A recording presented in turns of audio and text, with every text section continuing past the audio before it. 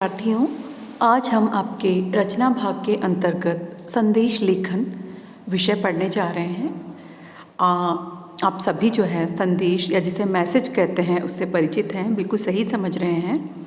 आप अपने mobile phone पर जो SMS टाइप करते हैं या जो व्हाट्सएप मैसेज करते हैं वो भी संदेश लेखन ही है। संदेश का अर्थ होता है कोई महत्वपूर्ण बात या फिर कोई उद्देश्य से कही गई बात या लिखित भाषा में कोई सूचना या समाचार जो हम किसी दूसरे को देना चाहते हैं, उस प्रक्रिया को हम संदेश कहते हैं। ये देखिए, ये इसकी हम परिभाषा भी कह सकते हैं। जब कोई व्यक्ति किसी व्यक्ति के सामने नहीं होता और उस व्यक्ति को या उससे कोई बात या विचार या फिर कोई भावना जो उस व्यक्ति को बताना होता है, वह जब उसे नहीं बता पाता तो संदेश के माध्यम से हम क्या करते हैं, उसे अपना संदेश भेजते हैं ना। जैसे कि मैंने आपको बताया, व्हाट्सएप है, ट्विटर है, फेसबुक है, इनके माध्यम से हम अपनी बातों को दूसरों के सामने व्यक्त करने का जो कार्य करते हैं, ये सब संदेश है। तो संदेश लिखने का प्रयोजन हमको पता ही है, इसके पीछे उद्देश्य कई हो सकते हैं। जैसे कि एक तो औपचारिक संदेश होते हैं और दूसरे होते हैं अनौपचारिक संदेश।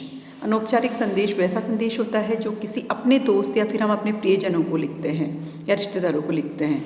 और औपचारिक संदेश हम ऑफिस में या फिर किसी कार्यालय में या फिर किसी अधिकारी को या फिर किसी विशिष्ट कार्य के लिए सार्वजनिक रूप से जो संदेश दिया जाता है बेटा, उसे औपचारिक संदेश कहते हैं।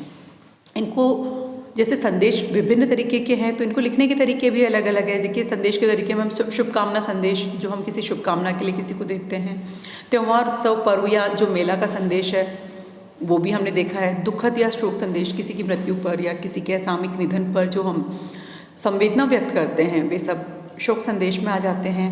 व्यक्तिगत संदेश भी होते ही हैं जब हम किसी के अच्छे होने की कामना करते हैं या उन्हें हम व्यक्तिगत संदेश देते हैं। और ऐसे ही सामाजिक धार्मिक संदेश भी होते हैं, कुछ मिश्रित संदेश भी होते हैं।